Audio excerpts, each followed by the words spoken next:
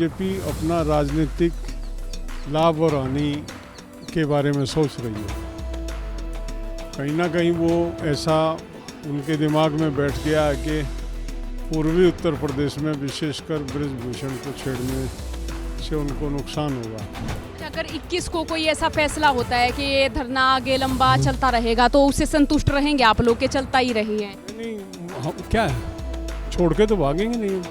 किसान आंदोलन में भी हमने कह दिया था, अब ये धरना बॉर्डर का नहीं है, अब तो ये घर के चूल्हों में पहुंच गया। एक एक घर में लोग इसकी चर्चा करते हैं, इसको भी ऐसा ही बना। राम राम नमस्कार, हरियाणा तक देख रहे हैं आप और मेरा नाम है सोनिया सतारिता। इस वक्त मैं जंतर मंतर पर मौजूद हूँ और मेरे साथ जो है आप देख रहे होंगे कि बहुत सारे लोग जो हैं वो मौजूद हैं और किसान नेता युद्धवीर सिंह भी इस वक्त मेरे साथ हैं। जैसे कि ये एक जो है खापों की ओर से तय किया गया है कि यहाँ पर खापों से जुड़े कुछ संगठन यहाँ पर आएंगे, हर रोज़ खापों से जुड़े व्यक्ति यहाँ पर आएंगे। 21 की भी कॉल आप लोगों ने दी है, बृजभूषण के बयान भी दर्ज हो गए हैं, लेकिन सवाल यही है कि कार्रवाई क्या हुई अभी तक और क्यों नहीं हो पा रही है? देखिए, कहीं ना कहीं सरकार पे दबाव है बृजभूषण का, ये सब इसके राजनीतिक कारण हैं। और बीजेपी जो है न्याय और अन्याय की बात नहीं कर रही है, बीजेपी अपना राजनीतिक लाभ और हानि के बारे में सोच रही है। कहीं ना कहीं वो ऐसा उनके दिमाग में बैठ गया है कि पूर्वी उत्तर प्रदेश में विशेषकर बृजभूषण को छेड़ने से उनको नुकसान होगा। ये दर्शाता है कि बीजेपी जो है अपने पैरों पे नहीं है, दूसरे की बैसाखियों के ऊपर ये लोग राजनीति करना चाहते हैं और इस तरह के लोगों की राजनीति ज़्यादा नहीं चलती है। अगर बृजभूषण ही उस पार्टी का जो है उसकी नैया को पार लगाने वाला है तो नैया डूबने वाली है। अच्छा, कर्नाटक के परिणाम हमने देखे, बीजेपी हार गई है, तो इस तरह से हम ये भी माने कि जब किसी एक राज्य से जब कुर्सी खिसकती है तो हम ये भी माने कि दूसरे राज्यों में, जैसे यूपी जैसा राज्य है, एक बड़ा राज्य है, तो वहाँ भी सियासी नज़रिए से ये देखा जाए बृजभूषण पर कार्रवाई करना उनके लिए बहुत अलाभदायक जैसा रहेगा। कर्नाटक पूरे देश के लिए एक मिसाल बना है। जिस तरह की राजनीति धर्म और जाति में बांट के समाज को ये लोग करना चाह रहे थे, इन्होंने बजरंगबली को सामने कर दिया। मतलब इससे घटिया बात नहीं हो सकती।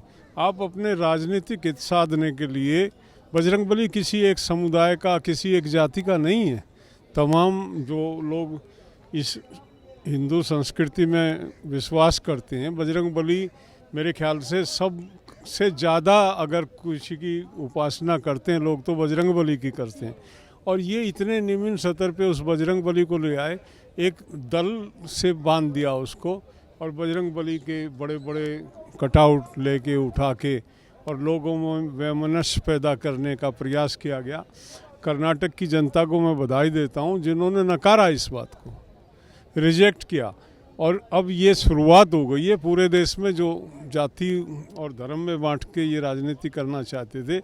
ये एक मैसेज है, अगर बीजेपी अब भी नहीं संभली तो बीजेपी का नाम लेवा नहीं मिलेगा कोई। देश में विकास चाहिए, देश में रोजगार चाहिए, देश में स्वास्थ्य की सेवाएं चाहिए, नौकरियां चाहिए, मतलब शिक्षा चाहिए। वो इशू हैं, वो हमारे मुद्दे हैं, उन पे बात नहीं हो रही है। किसान चिल्ला रहा, किसान मर रहा।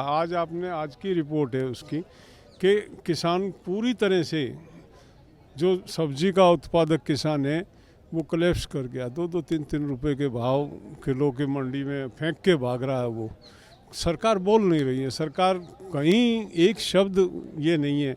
किसान बार बार गुहार लगा गया कि एमएसपी के बिगर जब तक प्रोटेक्शन किसान को बाजार में नहीं होगी किसान सर्वाइव नहीं कर सकता। ये 140 करोड़ लोगों की खाद्य सुरक्षा को दांव पे लगा रहे हैं अपनी राजनीति करने के लिए। तो ये तो अपनी तरफ से साफ है, स्पष्ट है। इनके एजेंडे में गांव, गरीब और मजदूर नहीं है। कुछ चंद जो बिजनेसमैन हैं उनके लिए ये सारी सत्ता काम कर रही है। समझना लोगों को था, शायद लोगों की आज कर्नाटक के नतीजे देख के समझ में आ जाएगी। अच्छा, 21 तारीख को जो पंचायत होगी वो होगी महम चौबीसी के चबूतरे पर। महम को चुना जाना ये किस और का संकेत है, या ये सामान्य सी बात है कि वैसे ही चुना लिया?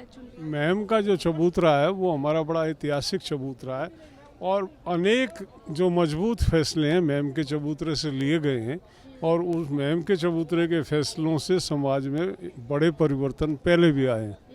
तो ये आशा की जाती है कि महम से शायद एक और नया आगाज़ होगा और ये अन्याय जो हो रहा है, जिस तरह का एक मतलब पूरी देश दुनिया, और आज ओलंपिक संघ ने इसको नोटिस लिया, इंटरनेशनल लेवल पे इस हमारे इस घटनाक्रम को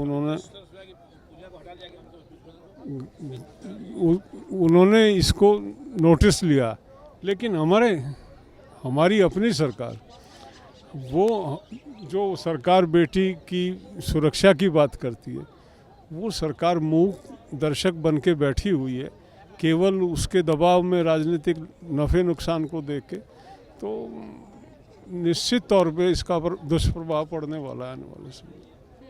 अच्छा, अब जैसे कि हम देख रहे हैं कि दिन प्रतिदिन खापों से जुड़े लोग आ रहे हैं, भीड़ हमें कई बार ज़्यादा भी नज़र आ रही है, भीड़ हमें कम भी नज़र आ रही है, और ऊपर से हम ये भी देख रहे हैं कि पुलिस के जो बयान हैं वो भी फ़िलहाल दर्ज किए जा रहे हैं।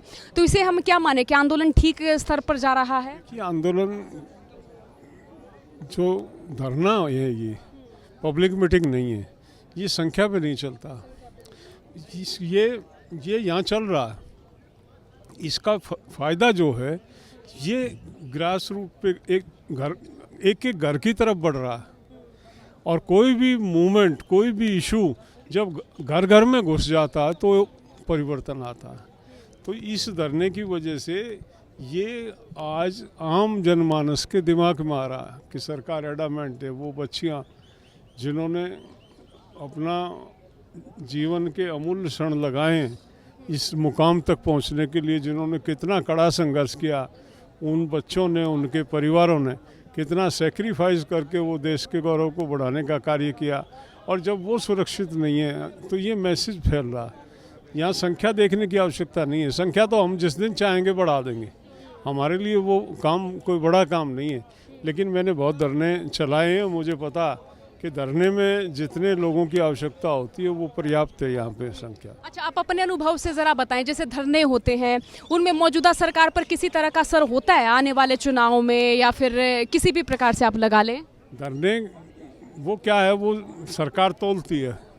जैसे किसान आंदोलन को 2 दिन में चले जाएंगे, 10 दिन में चले जाएंगे, पंजाब अकेला है, हरियाणा पंजाब है, फिर कहने लगे कुछ भाग यूपी का है। आहिस्ता आहिस्ता जो हमारी रणनीति थी, हम उसे देश के आखिरी राज्य में ले गए। पूरे देश के हर राज्य में हमने उसको घर घर में घुसा दिया था। और ये भी अगर जितना ये लंबा करेंगे, हमारी स्ट्रेटेजी वही रहेगी, हम इसको नीचे ले जाएंगे, इसको देश में ले जाएंगे। अब हमारा एसकेएम का एक्शन चल रहा, हमने अपने हर जिला इकाई को कहा कि वो जिला हेडक्वार्टर पे जाके सरकार के और ब्रजभूषण के पुतले फूके। तो उसका मकसद क्या? हमारा मकसद ये है कि इस बात को पूरे देश में ले जाएं और नीचे तक ले जाएं, और इसी से ये डरते हैं। इनको ये किसी से नहीं डरते। ये यहाँ में 1-8 लाख लोग भी इकट्ठे कर दें तो इनके पास ये फौजी घूम रहे हैं, हमारे भाइयों से ही हम सरकारी गोली हम पे चलवाएंगे, हम इनकी वोट को खिसकाएंगे। जैसे जैसे असंतोष बढ़ेगा, कहीं ना कहीं इनका वोट बैंक घटेगा, और जब इनको वोट बैंक घटता नज़र आता तब इनकी बुद्धि ठिकाने आती है। अच्छा, अगर 21 को कोई ऐसा फैसला होता है कि ये धरना आगे लंबा चलता रहेगा तो उससे संतुष्ट रहेंगे आप लोग के चलता ही रही है? नहीं, क्या है, छोड़ के तो भागेंगे नहीं, हम छोड़ के तो भागेंगे नहीं, हमारे पास तो विकल्प नहीं है। धरना तो हम चलाएंगे, किस तरह से और मजबूती से चलाएंगे, कौन सी और रणनीति अपनाएं जिससे इसको, जब मैं बार बार कह रहा हूँ, इसको घर घर में ले जाएंगे। किसान आंदोलन में भी हमने कह दिया था, अब ये धरना बॉर्डर का नहीं है, अब तो ये घर के चूल्हों में पहुंच गया, एक एक घर में लोग इसकी चर्चा करते हैं। इसको भी ऐसा ही बना दें। चलिए, बहुत शुक्रिया समय देने के लिए। तो ये किसान नेता युद्धवीर सिंह हमारे साथ थे और इनका कहना है कि 21 तारीख को जो पंचायत होगी वो होगी महम चौबीसी के चबूतरे पर। अब देखिए, जो निगाहें टिकी हुई हैं वो टिकी हुई हैं 21 तारीख को महम चौबीसी के चबूतरे पर होने वाली महापंचायत पर। क्या निर्णय होगा, आंदोलन का रुख किस ओर होगा और ब्रजभूषण की ओर से क्या फैसला होता है, कोर्ट की ओर से क्या फैसला होता है, तमाम नजरें इन अपडेट्स पर टिकी रहेंगी। हरियाणा तक के साथ जुड़े रहिएगा। राम राम।